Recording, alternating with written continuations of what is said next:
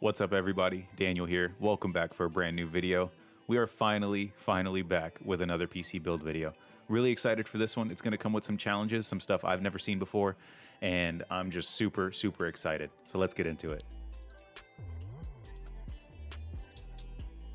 Now, what kind of build video would this be if I didn't introduce the parts? So let's go ahead and start off with our motherboard. You do see our GPU here, but we're gonna get into that a little later. So our motherboard is the Gigabyte Aorus Z690i Ultra Light. It's a DDR5 motherboard. So you already know from just seeing that, this is gonna be a DDR5 system. This thing is gonna give us plenty of power delivery to our CPU, which you will see in just a second. And we'll get that unboxed once we start the whole build process. Here we have our RAM. It's just a 32 gigabyte kit of some Corsair Vengeance DDR5. You see our speed up here is 5200 megahertz. So this thing is gonna be blazing fast. Here we have our PSU, our power supply. It is a Cooler Master V850 SFX Gold. Now, when you guys see this thing, I hope you're as amazed as I was when I first pulled it out the box. It is so small. I'm amazed how much power they can squeeze out of this with it being so small. You see it's got 80 plus gold certification, 100% Japanese capacitors, and obviously a 10-year warranty. Now, you might be wondering what kind of storage is going into this PC. I'm just gonna be pulling out storage that currently sits in my gaming and editing rig right now. It's just two NVMe SSDs, a single 2.5 inch SSD, and I currently have a 2 terabyte hard drive, but I don't think I'm going to be able to fit that in this case once you see it, just because of how small it is. They didn't have the space to allow you to include that. So as you can see, this is our case. This is a Cooler Master NR200P. It obviously, you can see it is all white, which is awesome. I have the GPU here sitting next to it. You can see how tall it is just by seeing the GPU. And if you compare it by size, the GPU pretty much is the size of the case, which is just nuts. This thing is going to be tiny but mighty. And here we have our CPU, the brains of the operation. It's a little dusty. I picked up these parts quite a while ago, and I'm now just getting a chance to build and record. But this is the Intel Core i9 12900K. This thing is going to be an absolute monster. And something with Intel CPUs, whenever you get their flagship CPU, if I can figure out how to open it, there we go.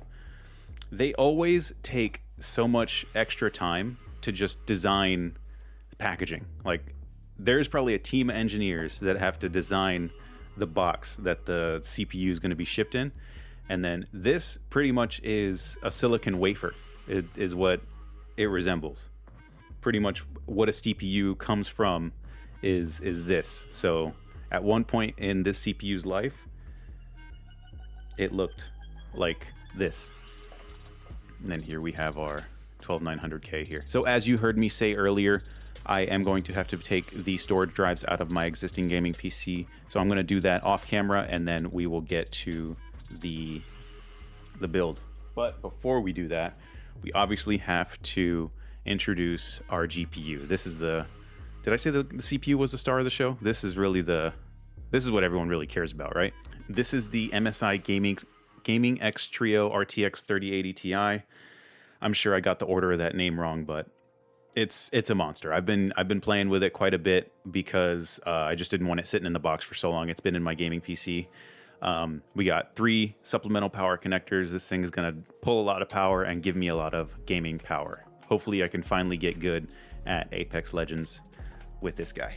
All right, well, that covers all the parts. Let's get into the build. All right, well, I hope everyone is ready to go. Let's get this motherboard unboxed. Okay, one thing I didn't include in the parts intro was the cooler that I'm going to be using.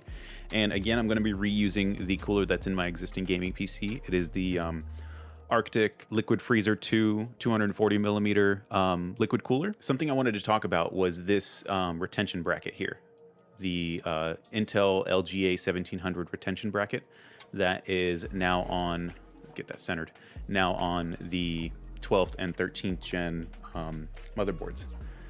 So what some companies are manufacturing is this little bracket here that completely replaces that retention arm that you see underneath. So pretty much this whole thing, along with the spring-loaded arm, this whole silver piece is going to be replaced by this. And the goal of this is to, instead of having like a spring-loaded pressure down on the CPU, we're going to have a single point of contact across the entire CPU, giving us an even load downwards onto the CPU socket. And pretty much what that does is give me a flat, even surface for the cooler to mount on, so that I don't have any hot spots on the CPU. So let's get that retention bracket off and get the new one on along with the CPU. I'm just gonna crack each one loose. We definitely wanna be careful doing this because obviously we have the exposed CPU socket underneath here and we don't wanna harm any of the pins. Very carefully lift this out of here.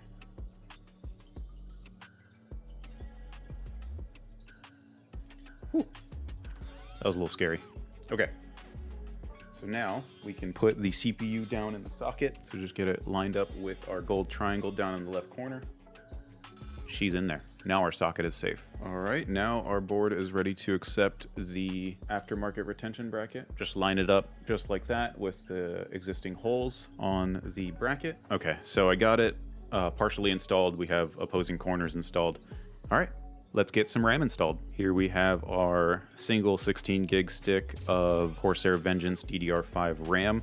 It's got the same basic principles of DDR4, at least when installing, that you line up this notch with the notch on your motherboard. Obviously you have to release both retention clips here and get that lined up.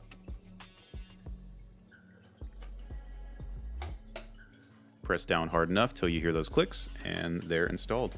I have to take this piece off here, and this is what will actually house the SSDs, so you can see they'll actually be stacked here. So just a Phillips screw over here and another Phillips screw here, and it looks like we have one here as well. And then to get that one out, it looks like there's just one Phillips head screw here.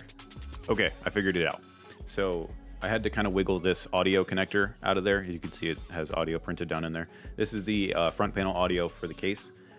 Once I got that out of there, I was able to further wiggle this thing loose. Okay, so I've got my two SSDs that are going to be going into the NVMe portion of the motherboard.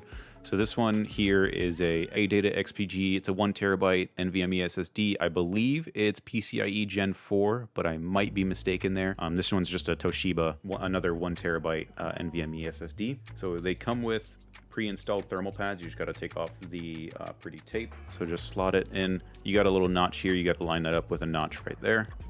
Just slot it in. So now I can put this back in its little hole.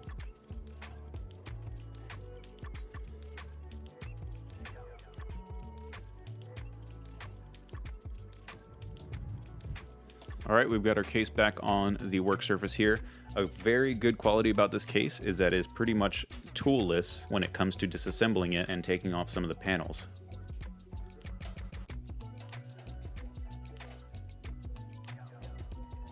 And here is our case hardware. I don't even think we need to pull that bread tie off. So this is just all our case screws, our motherboard standoff screws. Okay, I pulled the case off of the desk because I want to show you guys just how small this PSU is. I wish I had one out just so I could show you in comparison. But look at this thing. This thing fits in the palm of my hand.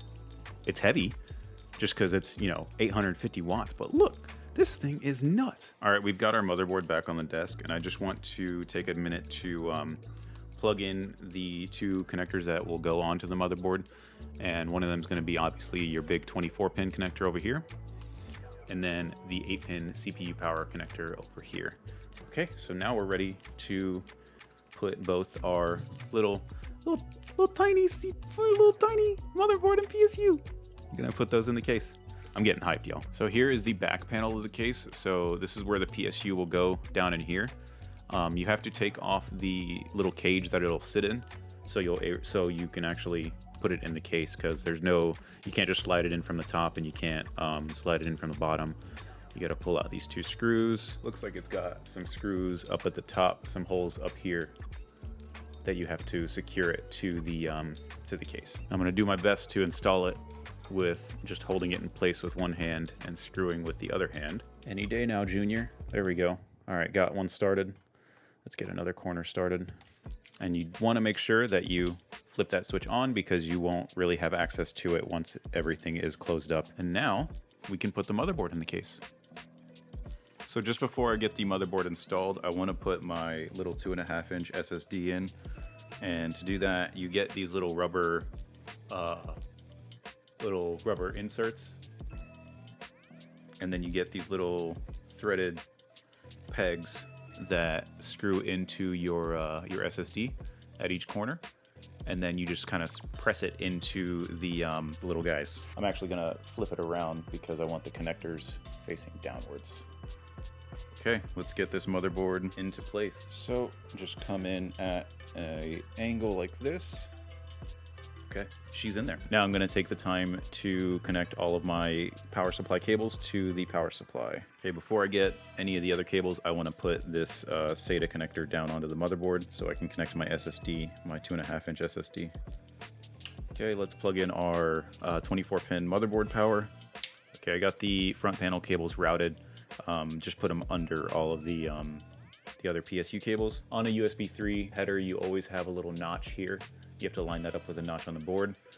And on this one, the notch faces outwards or away from the CPU. Once you plug it in, you should have a nice click. And then we have the easiest front panel connector. And there's a single pin and then a blank. You obviously have to miss that single pin and then just plug onto the rest of the header. So now we have to figure out how we're gonna get our cooler on there. So let me take it off. I haven't taken that off of the old PC. Let me take that off the old PC. Okay, well, we're at a standstill right now because I cannot fit the cooler onto the CPU. It's just a little too tall, so it interferes with this piece here, this bracket right here for the SSD heatsink, and then also with the heatsink up here for the VRMs. So I need to either take a trip on down to Best Buy or order a different cooler off Amazon, one that's slightly smaller that will fit in this little confined area. All right, we are finally back. Here's the cooler we picked up. It's the Corsair IQ8H100i Elite Capellix. Just looking at the pump housing, it looks like it's gonna fit without any issues like the Arctic Liquid Freezer 240. Okay, so first we have to put the the back plate of the cooler onto the back of the motherboard, just right here. Okay, now we're ready to install our cooler. I've already tightened down all of the mounting screws. I wanted to include that it does come pre-installed with a nice patch of thermal paste. Okay, the cooler is completely tightened down. We're ready to put it back in the case. Okay, now let's just get the motherboard screws on. Looks like there's only 4, one in each of the corners, so that should be pretty easy. Looks like we have a screw here, and then one up here, and then most likely another one right over there. Okay, motherboard is tightened down. Now I just got to figure out where to plug everything in at. Okay, so the goal now is going to be to tie down some of these cables, pretty much try and tie down as many cables as I possibly can. Now, usually your graphics card would be the last thing that you're installing, but it looks like the radiator is actually gonna be the last thing that I'll be installing. She's in. Let's get power connected to it. Okay, cables are managed as best as they can be. Let's get the radiator bracket installed. Okay, I think that will be about as good as I can get it. So I'm gonna get the panels all on this guy and then we'll do our test boot. Got it figured out. The front panel connector was upside down, so the power button wasn't closing the circuit for the power switch. Got the top panel back on. Let's try it again.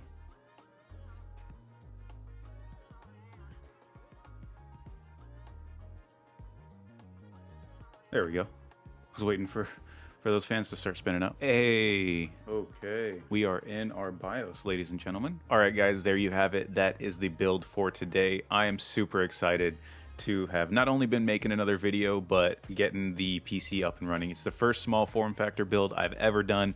And I won't say I had a blast, but it was definitely a learning experience. And anytime you can do something and learn something from it, that's always a positive experience. But that's going to be it for today, guys. If at any point you found this video helpful, or if you enjoyed this video, give it a big old thumbs up. If you'd like to see more of my videos, make sure you check those out on my channel. You'll see some videos pop up here in just a second.